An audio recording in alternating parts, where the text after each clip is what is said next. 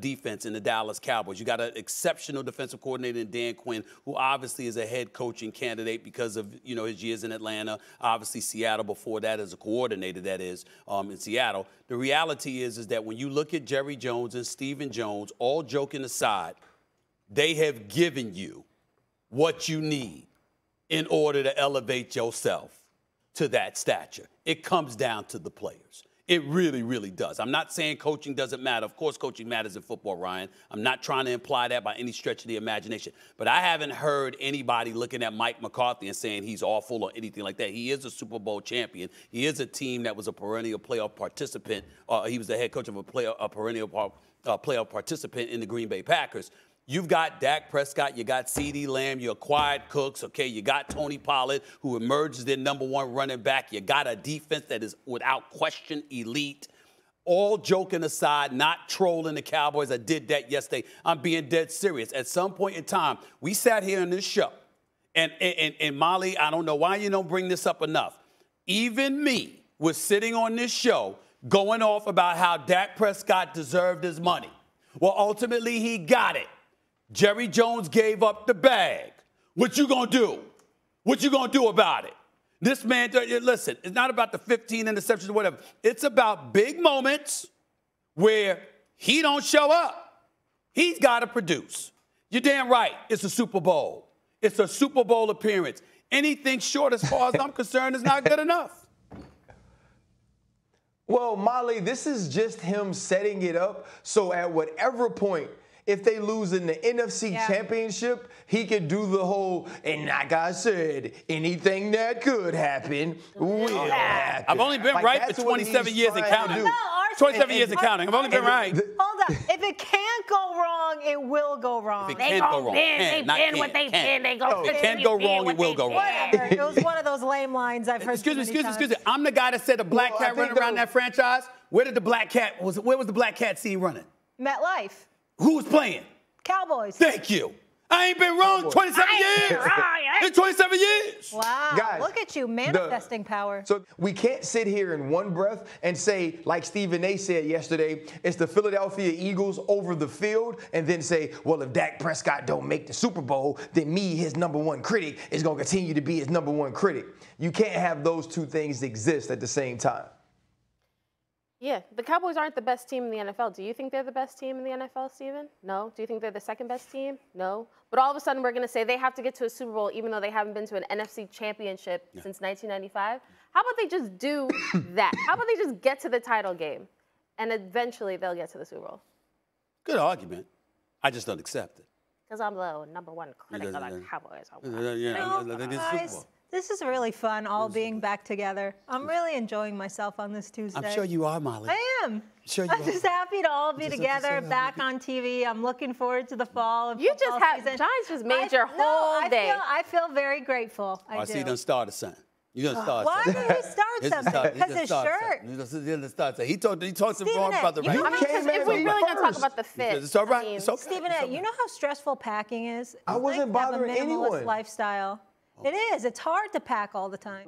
Todd Monken now pulling the strings as the puppet master and the offensive coordinator of the Baltimore Ravens. One thing I think that's been underrated about who Todd Monken is coming from Georgia. We watched him do whatever he needed to do for his team to win. We saw him use the matchups that were here for him and that were positives for the Georgia Bulldogs to their credit, right? To make positive gains for them. If you have a tight end who's matched up on the linebacker, let's get him the football. If you have a 5-star receiver on the outside who is shaded away from the middle of the field, safety, let's give him an opportunity in the one-on-ones. That's what's going to happen with the Baltimore Ravens. And if you have to play too high against 11 personnel, which is 1 back and 1 tight end with 3 wide receivers, then they're going to run the football. And now you have to stop the run with 7 in the box with someone like Lamar Jackson who can become a rusher while you have an extra blocker. That's tough to defend. They don't have to have this futuristic pass game in order for Lamar Jackson to succeed, in order for Lamar Jackson to be in the MVP conversation.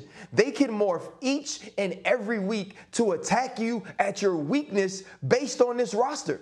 And that's what's going to be the beauty of the Baltimore Ravens. And if Lamar Jackson has a complete grasp of what they want to do offensively, I think that this offense can be virtually unstoppable. And we've already seen them be tough to stop before.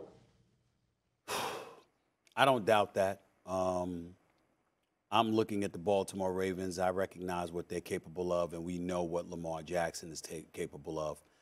What I would caution everybody, however, is to pay attention to, A, their schedule. I mean, the teams that they have to play, Cleveland, Cincinnati, Indy. I'm looking at some of their schedule. Pittsburgh, of course, Pittsburgh, the Rams. I mean, they've got some Jacksonville, San Francisco. I get all of that. My issue is that I know that they've got a lot of capabilities. There's no question about that. Everybody in the AFC North, obviously, you're looking at 49ers on their schedule, the Dolphins on their schedule, et cetera, et cetera. I'm of the mindset that I don't think that Lamar Jackson will have a bad year, but is it going to be his greatest year, like an MVP caliber season? No, I don't see that. I think that when you look at the tough competition that exists within the AFC conference, I think you're going to have some folks that are going to be in a position to outshine him. Not to say he can't pull it off, because I believe in the brother.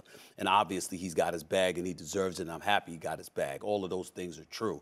But I think that because of Bateman, because of the acquisition of Odell Beckham Jr., the personnel that they have in place, the complaints that the running back, Dobbins, articulated in the playoffs last year, et cetera, I see you're going to see Lamar Jackson working diligently to try to fit everybody in. And I think at least early on, RC, Kimberly, that's going to compromise some of the success where typically. Stephen A., I have a question. Yes. I have a question for you.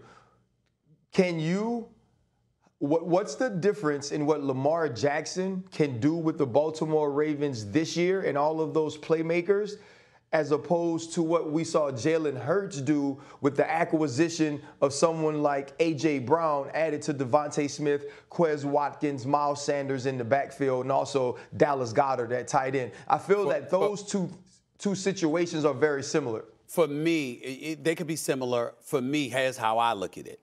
Jalen Hurts was always a dude trying to throw the football better. He could run with the football, but he was really trying to throw the football better. In the case of the Baltimore Ravens, as mercurial as Lamar Jackson is, they leaned on him heavily. So he walked in there having to be the savior all the time. Now I think because of the additional weapons they got for him, he's going to work to try to ingratiate everybody in the mix. And I think earlier on, that's going to compromise some of the individual statistical success that he hopes to have before he turns it on late. That's all I'm trying to say. So here's my question. Gotcha. If I don't understand, Stephen, how you can use the schedule that the Ravens have and the fact that Lamar Jackson might be outshined by other playmakers as the reason Lamar Jackson can't actually have a better season, because everybody in the AFC North plays each other. Everybody got essentially the same schedule. The same challenges that face the Bengals face the Ravens. Lamar Jackson was a former MVP, right? 2019. Do you know who his receivers were then? It doesn't matter. It's pause. Non-existent. Pause. Okay. Pause. Thank you. Ooh. Thank you. Is it pause? Pause. M-M-E-R-C? Spell that. Because I love you, Steve. Pause. Sometimes you just get under my skin with the stuff you say. Oh, Lord. When you have Miles Boykin, Willie Snead, Nick Boyle, and a Mark Andrews, and a rookie Hollywood Brown, and you can win the MVP. And now you're saying, hey, we've got Lamar Jackson. Not only did he get paid, but now he has weapons. Now he's got a receiver room. You've got a Zay Flowers. You've got a Odell Beckham. You've got a Rashad Bateman come back, a guy they're very high on. You've got an offense, and you're saying, ooh, now he's got too many weapons. I don't know, that's going to hurt him. Like, what are we talking about? He needed weapons. He's got weapons. A former MVP finally has weapons, and you're sitting on television talking about, I don't know, it just seems a little hard. Well, because the schedule seems a little hard. I'm shocked that you're struggling to comprehend my I'm just looking for logic. As I said to Ryan Clark, I said at the beginning of the season, as he's working to ingratiate everybody within the offense, I think working through that, because he's typically prone to running with the football, I think there's going to take some work in order to get guys adjusted earlier on before he amps it up later. And I think as a result, that will be some suffering statistically because you're comparing the beginning to the end. But it doesn't mean that he's not going to have a successful season. I was comparing it to his great seasons. Kimberley and Molly, I did not agree with Stephen A. I just want to make that clear. I disagree with Stephen A. Auditory skills are. RC, who do you think wins the AFC North? Would you go Bengals, Ravens, or would you even throw the Browns in the mix? No, I'm picking the Baltimore Ravens. When you look at this roster and what they have the possibility of being, I don't believe there's a better roster in the entire conference. And I do believe that Lamar Jackson can ingratiate these new players into this offense. And I don't think that there's going to be an issue of get me the football because there's a respect level that I think Lamar Jackson has in the locker room of being a dude that not many other quarterbacks have. Who you got? Bengals? Yes, I have the Bengals. Who you got? Ravens? All right. I have the Bengals. She wore red yesterday. He wore black yesterday. Oh my gosh! What are you, the fashion police? Just say we look good. That's all. I'm just saying. I mean, we look good, and that's it. He could be the fashion police all he wants. First Take has a wardrobe clause. First Take has a wardrobe clause. Really? Could you tell Disney? Because I want a wardrobe budget for that wardrobe clause. I don't have a budget. I don't have a budget. You don't need a budget. I do need a budget. Your contract is a big, you-know-what budget. I do need a budget. Thanks for watching ESPN on YouTube. For live streaming, sports, and premium content, subscribe to ESPN+.